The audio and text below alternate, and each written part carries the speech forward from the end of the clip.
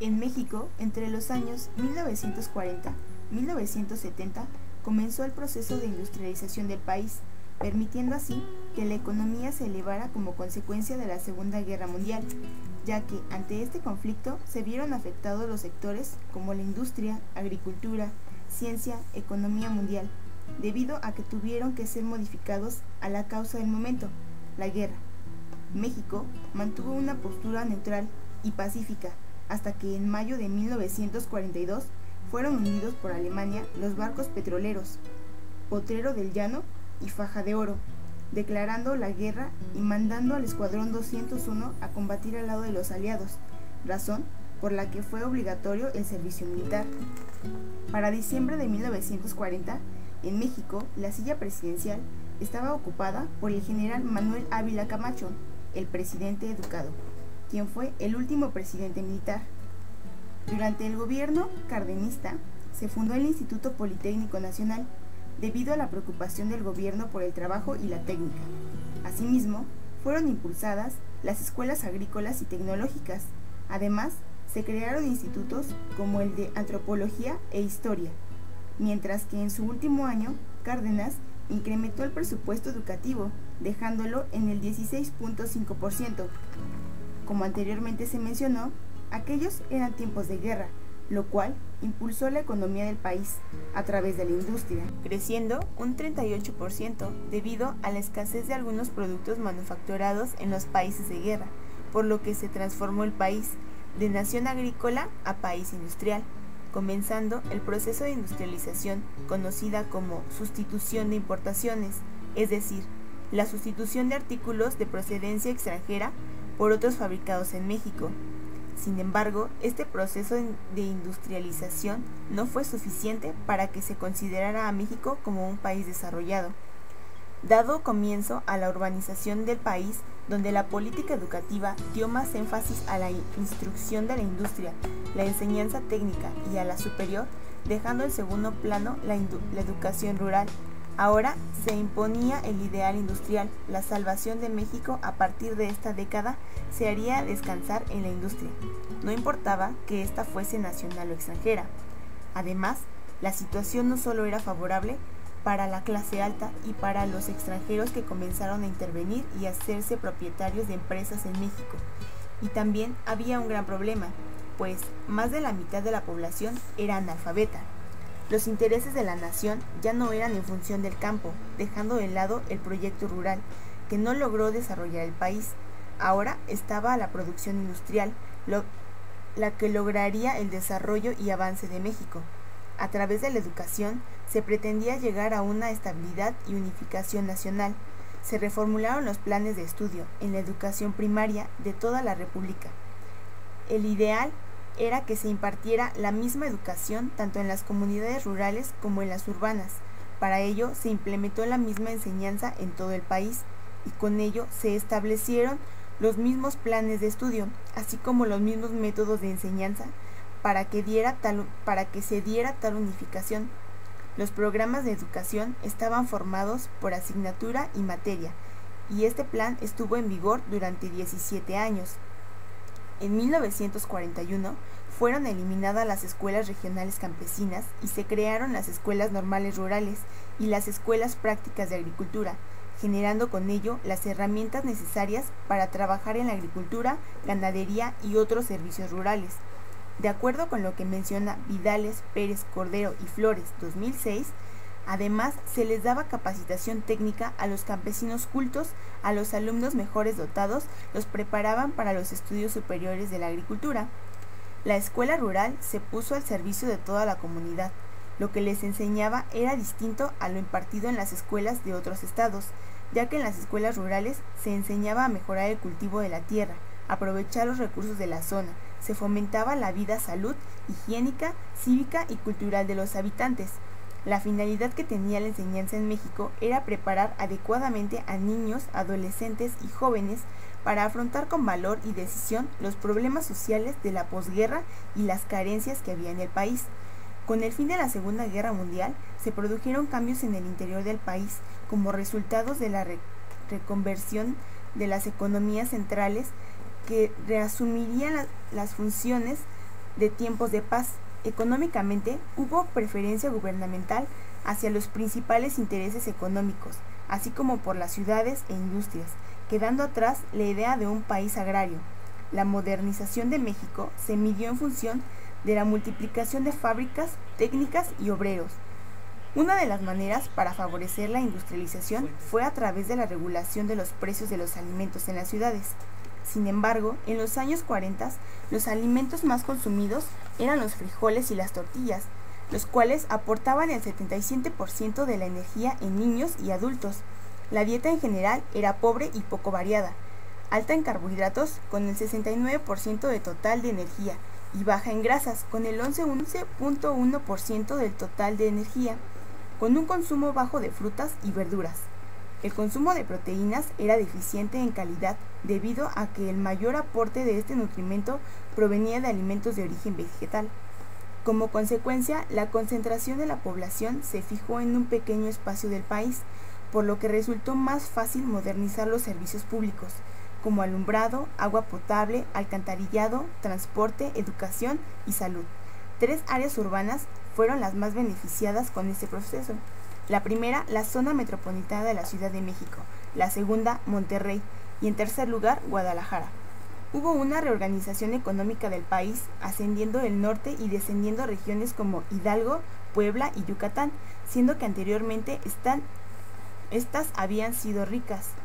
Por otro lado, los problemas de salud pública en México estaban íntimamente relacionados, por un lado, con el analfabetismo y las bajas tasas de escolaridad, y por otro, con las casi inexistentes redes de agua potable, drenaje y alcantarillado. A partir de 1940, la creciente cobertura de infraestructura social básica, junto con las campañas sanitarias y de alfabetización, contribuyeron a elevar las condiciones de salud de buena parte de la población, sobre todo urbana y semiurbana.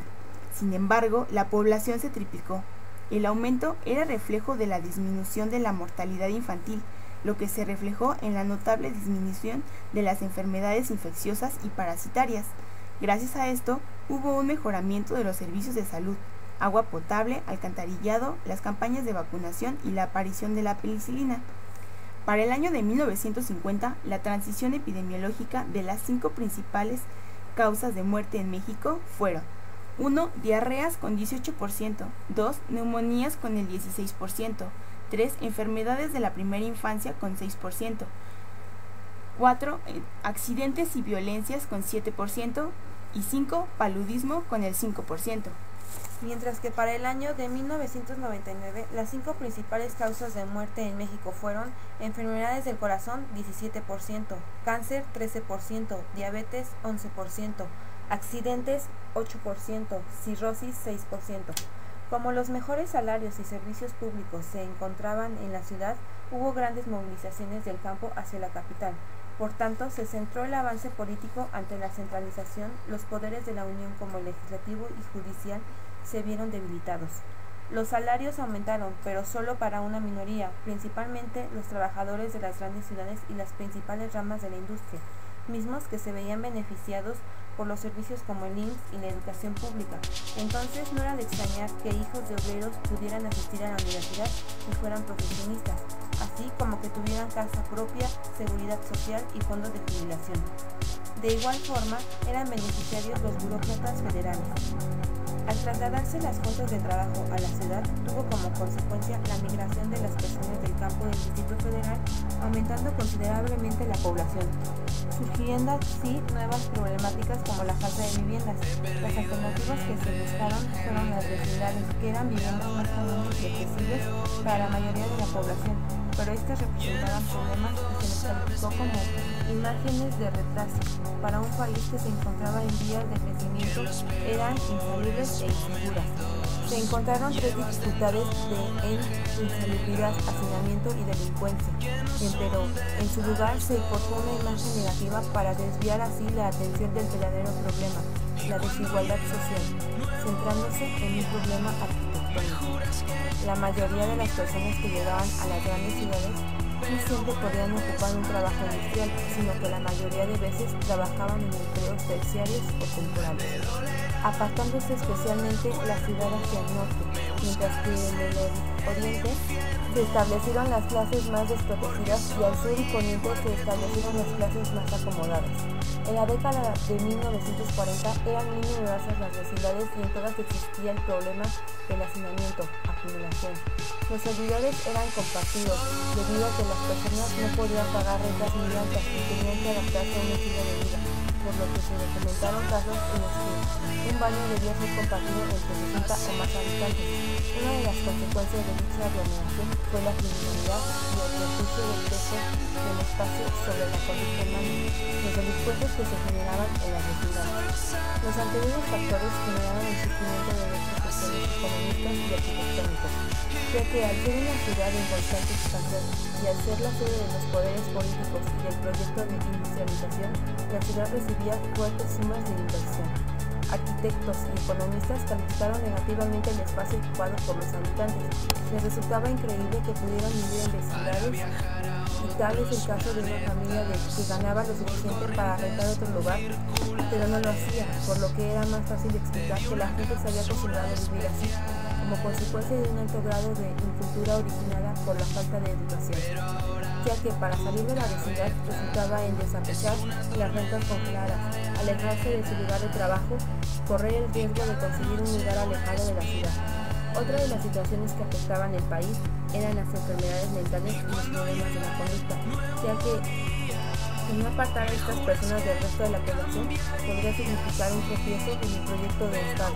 Al respecto, las instituciones psiquiátricas y el trabajo de los psicólogos eran de interés gubernamental para la reclusión o control, ante lo cual el doctor Alfonso Millán, secretario de Salubridad y Asistencia, señaló que con el apoyo de la psiquiatría se ayudarían a solucionar los problemas que quejaban a la población mexicana, ubicando al psicólogo en el campo de trabajo como aplicador de pruebas predictivas y psicométricas. En la actualidad, la política social se conforma de programas y estrategias para mejorar la educación, la vivienda, la salud y la seguridad social, el medio ambiente, las condiciones sanitarias, disminuir la discriminación o se destinan a la población impopuesta e innegable, que es lo que sucede con el crecimiento económico, el mercado laboral y la inflación condiciona la política de desarrollo social. La realidad del México del día a día de hoy muestra que las riquezas naturales, la historia y los avances del siglo pasado no han sido suficientes para tener hoy día niveles de vida semejantes a los de países con menores recursos naturales, historia e incluso variedad gastronómica.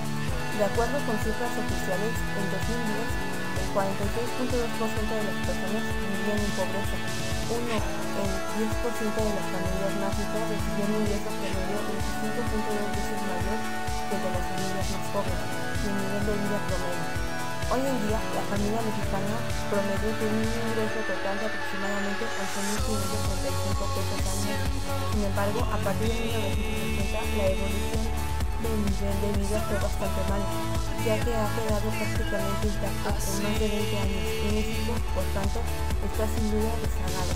El nivel de vida de un país depende del crecimiento económico promedio que haya tenido en las décadas anteriores, que también se refleja también en el mercado laboral, ya que en promedio cada año se incorporan entre 1.1 y 1.2 millones de personas, que de 1996 a 2010 el promedio de empleos formales generados por año fue de solo 361.000. Por otro lado, el lento crecimiento económico a lo largo del plazo ha marcado la historia económica de México en las últimas 3 décadas, ya que las condiciones de México no podrían mejorarse si no se realizaran cambios económicos profundos que propicien el incremento de la productividad, la inversión, la generación de más empleos formales y de mejor calidad de vida, así como el aumento del salario real de manera sistémica y sostenible.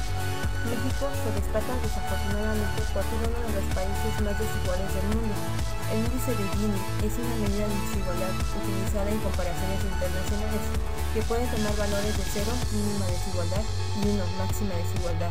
Sin embargo, en México la brecha entre pobres y ricos puede ser abismal, ya que las diferencias de ingreso entre la población se traducen en satisfacciones de necesidades, también distintas e incluso peligrosas. lo que se traduce como que quien tiene más recursos solo tiene posibilidad de financiar más años de educación, sino que también buscará la mejor calidad posible.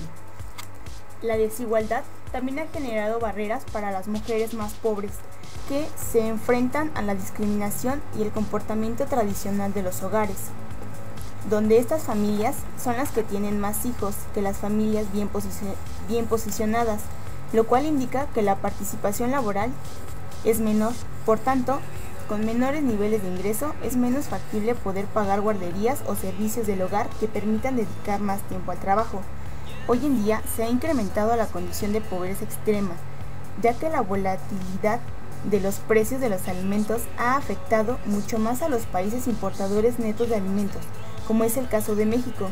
De acuerdo con los datos del Sistema de Información Agroalimentaria y Pesquera, SIAP, indican que en marzo de 2012 los precios en términos nominales al mayoreo de alubia chica, maíz blanco y frijol negro de importación crecieron anualmente en 43.7%, 18.2% y 12.5% respectivamente, situación que contrasta con el precario del salario mínimo general, que solo creció 0.46% en términos reales.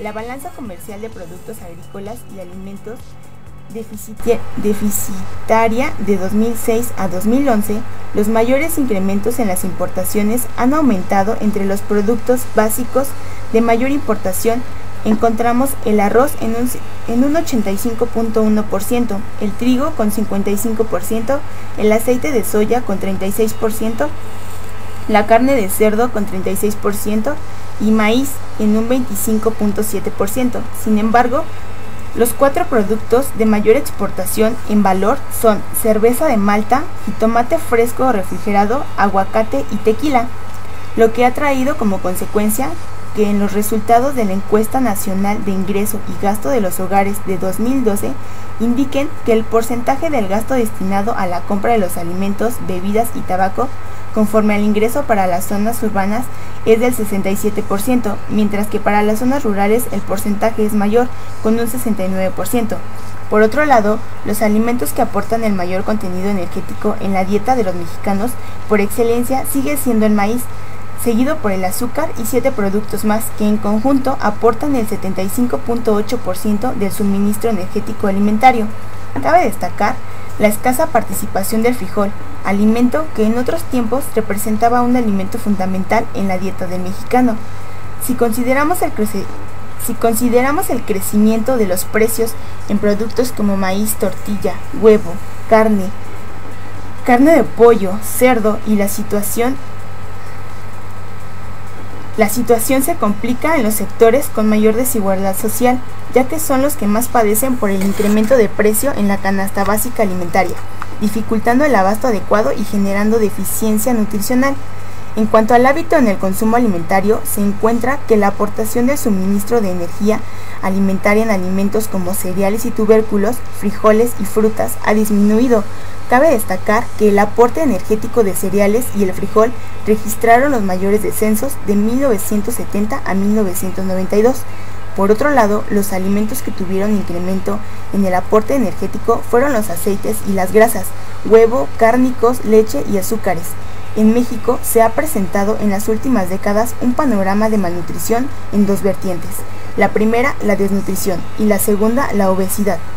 Por otro lado, los alimentos que aportan el mayor contenido energético en la dieta de los mexicanos es por excelencia. Efectos de la implantación de políticas neoliberales han traído para los diversos sectores de la sociedad una nueva modalidad del mercado mundial que ha permitido un mayor intercambio comercial, intelectual, tecnológico y de comunicación, que asimismo ha contribuido a generar transformaciones en el ámbito laboral, al traer consigo un creciente y progresivo deterioro de la calidad de vida.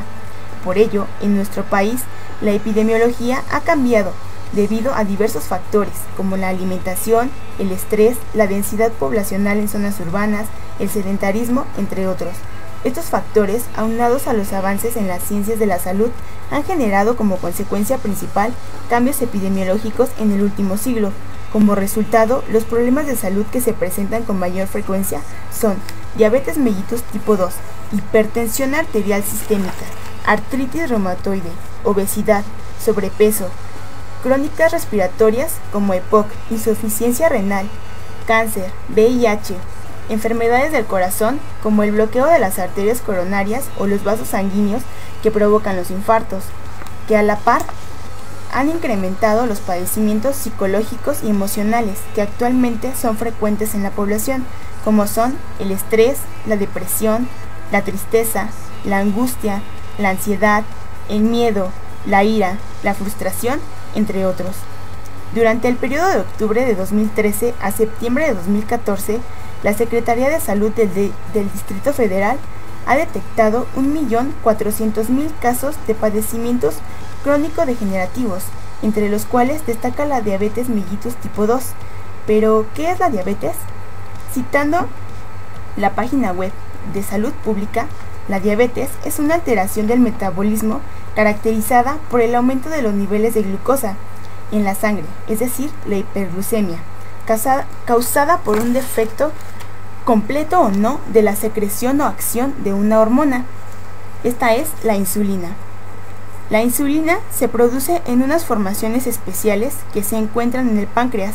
Así, entre 1970 y 1999, el porcentaje de la población menor de 15 años bajó de 47.5% a 33.9%, mientras que el porcentaje de la población en edades laborales subió de 48.1% a 61.5%, y de las personas de la tercera edad de 4.4% a 4.7%. La población en México de personas con diabetes fluctúa entre los 6.5 y los 10 millones, prevalencia nacional de 10.7% en personas entre 20 y 69 años.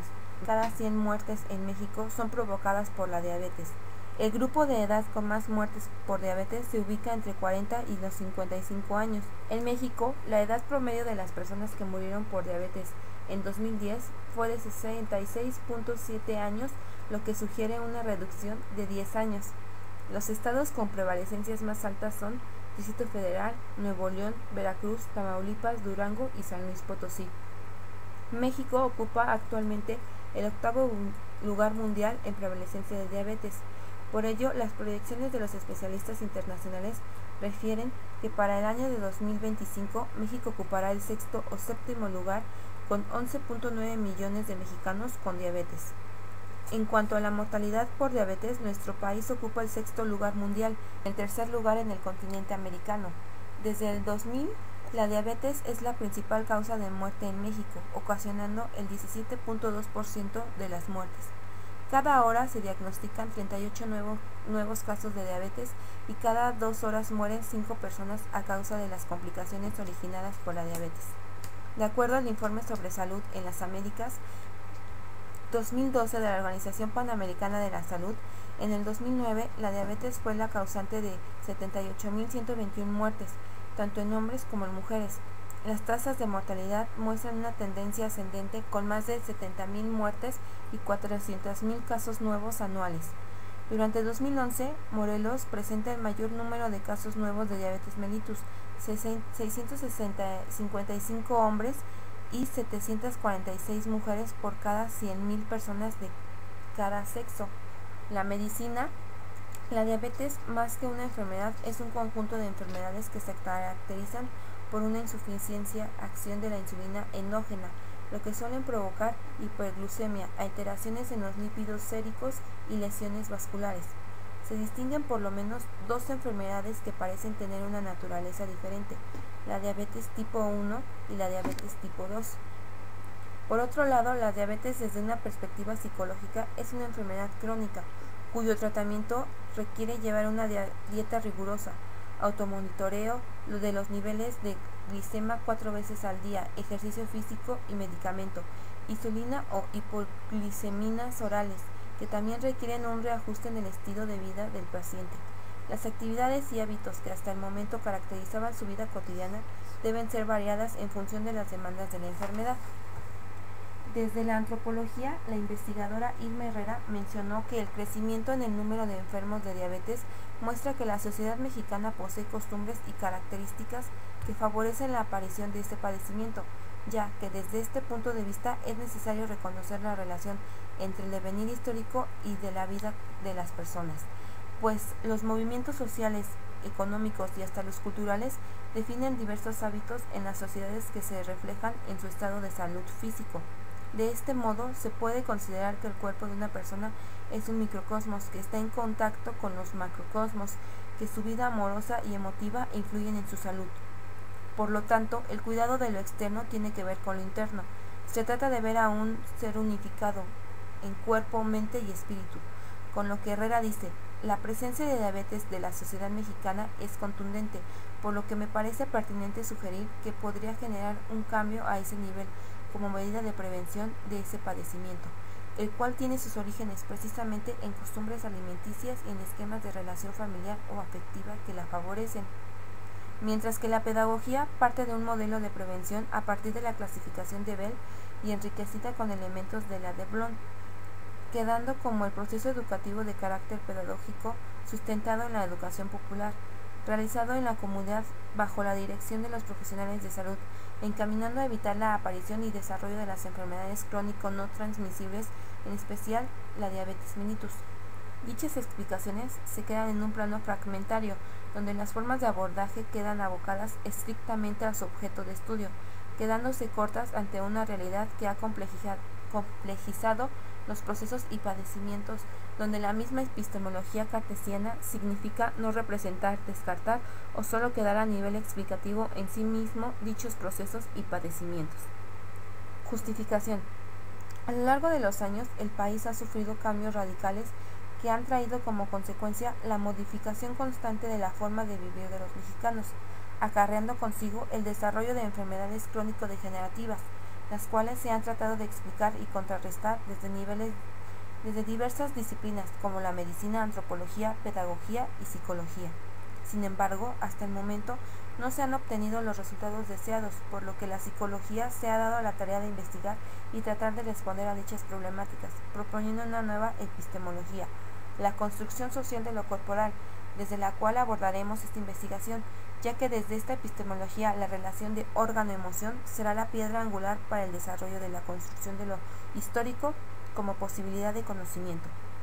Esta nueva epistemología de la construcción social de lo corporal se centra en la relación que tiene el hombre entre lo natural y lo histórico-social, ya que el hombre es único e irrepetible y es quien tiene el poder de hacer la diferencia a través de la elección, donde lo histórico-social se vuelve una herramienta interpretativa que rompe con el dogmatismo y la automatización. El hombre es considerado un microcosmos que forma parte de un macrocosmos, por lo que la expresión de este será a través de lo corporal. Entonces, cualquier altercado o peligro en el que se encuentre en riesgo la vida, el cuerpo construirá mecanismos para preservar la vida. Por ejemplo, alguna alergia o dolor será una señal para indicar que algo no anda bien y es necesario ser atendido. El cuerpo es una unidad que no permite la fragmentación ni la división. Por tanto, la convivencia subjetiva y las relaciones sociales bombardean la información al hombre, pero en ocasiones esta no podrá ser procesada adecuadamente por el cerebro. Citando a López Ramos, habrá que procesar los múltiples estímulos auditivos, visuales y gustativos, que imponen una nueva manera de sentir y ver el mundo. Nuestro cuerpo es un recipiente lleno de información inútil para vivir bien, como son las noticias, las cuales causan emociones en las personas, causando que los órganos respondan ante todo dichos estímulos. Más tarde, esta serie de síntomas traerán como resultado enfermedades crónico-degenerativas. En el cuerpo como unidad se constituye la cultura, la geografía y las condiciones climatológicas de las zonas territoriales en las que el hombre habita, lo que nos brinda la posibilidad de interpretar el proceso de construcción de lo corporal en la articulación de una unidad llamada cuerpo humano. Desde luego, los procesos varían dependiendo de la historia personal del individuo. Objetivo.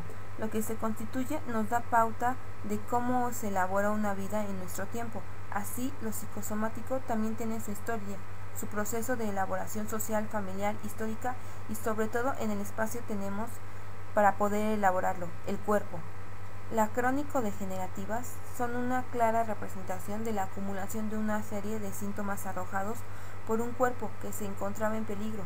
Por ello, el objetivo de este trabajo fue elaborar la ruta de construcción de la diabetes mellitus tipo 2 en mujeres mexicanas entre 60 y 70 años, ya que la construcción social del cuerpo forma parte de un proceso sociopolítico que se relaciona con la medicina, la normatividad de los sistemas alimentarios y el establecimiento de una hegemonía sobre el concepto de salud, el cual implica un sistema de diagnóstico y tratamientos. Por ello, se tomó la historia de vida como una herramienta metodológica que nos permite dar cuenta de los procesos de construcción en nuestras participantes. La historia de vida es importante porque es un medio para reconstruir el proceso de vida de una persona, ya que nos permite hacer una lectura diferente de cómo un individuo constituye su historia personal y el origen de los trastornos de la salud. Este proceso de construcción corporal implica 3 momentos: el social, el familiar y el personal, donde lo social se convierte en un espacio que permite la elaboración de lo corporal y en donde resulta importante conocer cómo se dan las relaciones del individuo con los otros y su entorno, mientras que lo familiar es una condición social que le da sentido a los significados que la persona hace de su historia personal, ya que la construcción social de las enfermedades revela cómo un sujeto constituye un cuerpo de acuerdo con su tiempo y espacio. La historia del cuerpo a través de la historia de vida es una ruta que permite abrir un panorama del individuo a profundidad, sobre todo cuando se hacen correlaciones con los dolores, sabores, olores, emociones y con las maneras de hacerse adicto a una condición, un estilo de ver o de sentir, en donde nuestra tarea ha sido presentar atención a los procesos corporales y encontrar la manera de construir el cuerpo a través de la relación órgano-emoción, ya que el cuerpo es el resultado de un proceso macrocósmico en el cual se encuentran los procesos crónico-degenerativos de los individuos. Por tanto, en la presente investigación participaron 4 mujeres. La primera, Marta, de 68 años. Ella vive en Ecatepec, Estado de México. Tiene 8 años con el padecimiento. María, de 62 años, vive en Ecatepec, Estado de México. Tiene con el padecimiento 17 años. Margarita, 65 años, vive en Atizapán de Zaragoza y con el padecimiento 6 años. Marta, de 68 años, Ecatepec de Morelos, con el padecimiento tiene 18 años. Comencemos describiendo la historia y ruta de construcción de la diabetes mellitus tipo 2 en nuestras 4 participantes. En la vida de estas 4 mujeres hay muchos hechos significativos, pero los más representativos para ellas son la relación distante con sus madres, la relación cálida con sus padres, su gusto por ir a los bailes, su primer empleo, el conocer a sus maridos, el fallecimiento de sus padres, el contraer matrimonio, descubrir su sexualidad a través de sus esposos, quienes además fueron sus únicos novios, su primer embarazo, la crianza de los hijos sin violencia, el cómo se enteraron de su padecimiento, además de que ninguna de las 4 tenía proyecto de vida. Los principales deseos que marcan la vida de las participantes fueron formar una familia, sentirse parte de la familia, ser tomadas en cuenta y mantener una relación armoniosa con sus maridos y sus hijos. El primer deseo que marcó la vida de las participantes, en general, fue algo encarnado en su ser, formar una familia, moviendo con ello emociones como alegría y felicidad, ya que sí lo consiguieron, aunque la tristeza también estaba presente por la pérdida de un ser querido, lo que provocó en sus cuerpos una alteración en su ciclo de cooperación. Individualmente, en María y Margarita, esas emociones exaltaron energéticamente al corazón intestino delgado, ya que éste puede ser perturbado por el odio y la alegría, ocasionando que se debilitara el brazo, páncreas, estómago, y se exaltara la emoción de angustia, provocando en ella sentimientos de ansiedad. Por otro lado, para Marta, esas emociones exaltaron energéticamente a los pulmones intestino grueso, ya que éste puede ser perturbado por la aflicción y el valor, ocasionando que se debilitara el riñón vejiga y se exaltara la emoción de miedo, provocando en ella sentimientos de pánico. Por último, e individualmente, para Marta, esas emociones exaltaron energéticamente a los riñones vejiga ya que éste puede ser perturbado por el miedo y la tranquilidad, ocasionando que se debilitara el hígado, vesícula biliar y se exaltara la emoción de ira, provocando en ella sentimientos de rabia.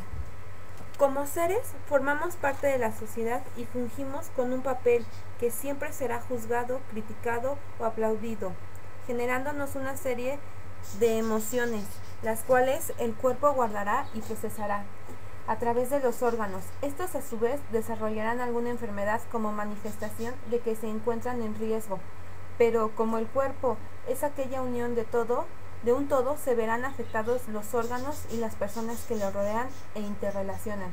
Nuestro comportamiento puede ser controlado por nosotros, sin embargo, la memoria corporal se encargará de darnos cuenta que existen ciertas situaciones que nos resultan complicadas, sin embargo, las realizamos o evitamos.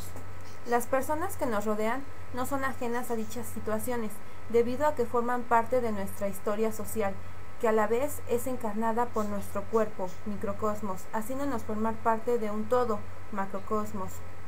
El desagrado o agrado de ciertas personas o comportamientos es inevitable que suceda, sin embargo, es responsabilidad propia tener los elementos que se necesitan para enfrentar el dilema. En caso de no ser capaz de manejar el hecho, resultará complejo.